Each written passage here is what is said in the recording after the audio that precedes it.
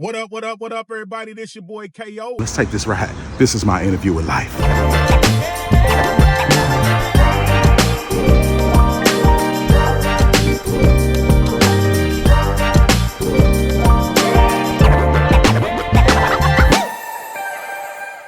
In the car, I got, what's your name, sir? Bernard. Bernard. Hey, Mr. Bernard, I got the right to tape you. I can tape you. Of course you. Yep, I can. Stop wasting time. Let's get. I can film you and I can share it. Yes, you can. All right. Hey, look, Mr. Bernard was giving me the juice. You understand what I'm saying? He was dripping all sauce on me about his life, man, and his testimony and where he been. Hey, if you don't mind, man, can you expound on that like you was? Yeah, well, at 13 years old, I was an addict.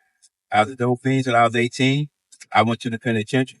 I shot. Turn right on Jennings Station Road. I shot everything that's chemically dependent. I've used anything from pills to heroin to cocaine. I've had habits. I've been in 12 treatment centers. I've been to the penitentiary 5 times, spent 26 years, came home, had my own business. So In 3.7 miles. went to the penitentiary, came home, blessed by the best, which is God. Touched my heart and put me in a position where I can testimony to other people, right? I mean, that's just not trying to get to where I've been. I've been there. I know all the ins and outs about it, man. I got all the information to keep the average young brother out of the penitentiary. All they got to do is listen. Ah, man, that is a wonderful thing. Hey, I mentor little boys, just as a side note, y'all. I mentor with a place called The Village. Y'all can look that up, www.thevillage.com, where we help young boys that are misguided and don't have father figures in the household, just give them an alternative to crashing out. So what would you tell the young dudes? Like, what, I want some of that juice. What would you tell these young dudes that's out here crashing out? I'm going to answer this the way I talk to my son. My son, like, is 45 years old. I tell my son all the time, man, I shot dope for you. I've been to the penitentiary for you. I've robbed for you. I've done all the things that any young cat could probably think about what they want to do. If you just sit back and be receptive to the information that I have from somebody just not talking about what they're talking about or what they heard, somebody that live what they're talking about, you don't have to do the things or be in the position that I've once been in. You can go and be a strong link in the chain for other young brothers, man. Because you have to be a filter to get in and get them the information that you get from an OG, right? That's going to save your life one day. And if I can save one life and you get in a circle, you might be able to save two. So if you listen to what's being said to you, man, and don't just hear it, but listen to it, you can go. I'm telling you, man, look, I'll share a piece of my testimony too. When I was 15 years old, man, I went to jail for armed robbery. The judge was going to give me 30 years. I almost got certified in the dope. And then I wound up going to boot camp and all the little program that they had. And I came out on top. And I met a guy named Mr. Otis. His name was Otis. They call him Big O. Big O? Yep, Big O. Is he dead now? Yeah, he passed away. That's my partner. Man, Big O was my dog. Yeah, Big O, it's my dude. We did time together, man. Yeah, Big O made a major impact on my life. Yeah. You know what I'm saying? And he got me together. Big O got me together. So that's crazy. That's that 6 degrees of separation type shit. You know what I'm saying? God work? Yes, I do. Yes. And see what it was, man. See, the links in the chain, man, if they strong, they'll never be broke. You know what I'm saying? It's a weak link, man. They call it division between black folks anyway. You know what I'm saying? Now, we ain't got no bullships, airplanes, none of that stuff to put us in there, man. This is another form of genocide, but we got to be aware of that. You see what I'm saying? So if we stop killing each other, man, and start bonding together, right? Then, man, we could bring about a whole lot of changes, man. But it ain't about who got the biggest gun, who got the biggest bankroll, none of that, who drive the biggest car. It ain't about none of that, man. If you got materialistic values, right, nothing in your head, you ain't going nowhere. You ain't going nowhere but to the penitentiary. You got one foot on the banana peel for the grave and another for the penitentiary.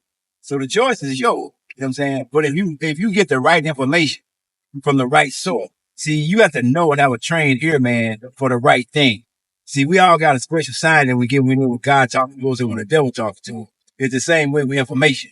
See, information don't need a support. I don't care how terrible and fucked up you is. If you get the right information, some of you going to change because you're going to get something out of it, whether you use it right then or later on. Right. But the object is to be able to listen and not just, to listen, but also maybe to understand what you're hearing. You see, that's where perception comes in. See, we all got that mother wing, man. You know what I'm saying? Talking right or wrong. We know when I had on high school, been on fire, we're going to get burned.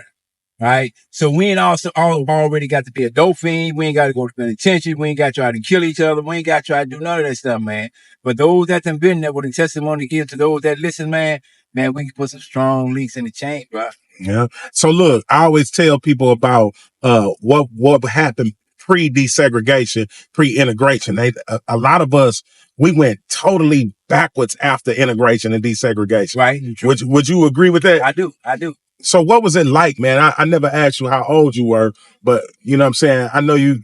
I'm 69. Yep, you're an OG. You know what I'm saying? So what was it like in them times where, because I remember when I was younger, I remember when the OGs turned us away like you doing from getting into the streets, right. getting into drugs. And now it seems like the old cats turn the young cats on to it. They promote it. They promote it. But see, that's why I go back to what I said a minute ago about the genocide.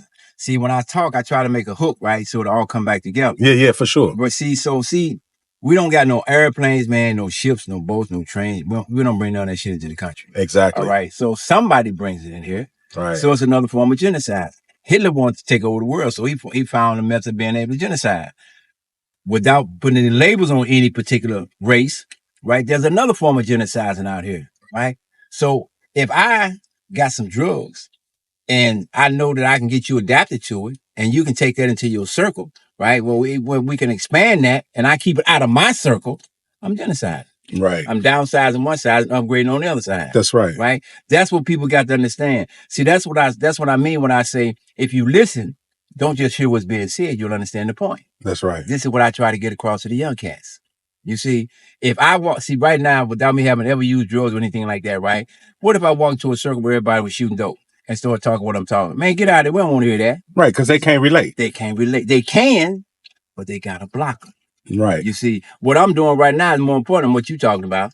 You see what I'm saying? I'm trying to shoot this dope, man. So you ain't talking about nothing. Right. So where did you get the dope from? Right. Somebody gave it to you. Right. Somebody brought it in, they gave it to them, they gave it to you. Right. You see, that's the weak link in the chain. So when I go in with my testimony, man, and get the information that I've got about what you're trying to do, if you listen and be perceptive enough, right, you can say, man, hold on, let me find a way to put this shit down. Right. Let me go back to living reality and get out of this illusion. Right. You see what I'm saying? Right. Because once the effects of the drug is off, right, you back to reality. The real problem you was escaping is right there when you come back. That's right. You see, so you got to deal with life on life terms, man, and be comfortable in your own skin. That's right. See, when you start, that's like, I hate to say this, our sisters, man, first thing they want to do is run to the wig shop. Right. Get plaits and drapes and all that, put it on, right? You see what I'm saying? I do. But we get right back to, man, in the 30s, I mean, the 20s and 30s and 40s, man, you couldn't put a black African woman, man, with makeup on, lipstick and wig and all that type of shit. Because they made us hate ourselves and love their wealth. Genocide, bro. Genocide, bro. Another method of being able to brainwash without putting my hands on you. That's right. See, hey man, this. Hey, y'all better be soaking up game. And like I tell the youngsters, man, hey, look, you got 2 ears and 1 mouth for a reason. In a mile, turn left on Page Boulevard. And I tell them all the time, man, that's why God gave you 2 ears and 1 mouth. So you listen twice as much as you could talk. You see? And say it one more time for them, OG. See, that's why God gave us 2 ears and 1 mouth, so we can listen more than we can talk. We can listen twice as much as we can talk. Come on home. So we stop talking so much and listen and take the cotton out of our ears, man, and put it in our mouth, right? And when it's time to pull it out to say something, when you do finally say something, it'll be worth listening to. That's right. You know, but if I just go out there and spit in the wind, man, ain't nobody trying to hear that shit. You take my niece out here, man, she out in the streets every day selling pussy, selling dick to water, all that shit, but I love her, right? Doing things for her. But that's a lifestyle that she chose. But she didn't choose it by herself. Right. There were influences there. Introduced to it. Introduced to the lipstick, to the false lashes. Now she into it where the niggas started to take notice of that. Oh man, she a bad motherfucker. I let she got on them big old booty pads she got. That's when we separate our value system from our people, man.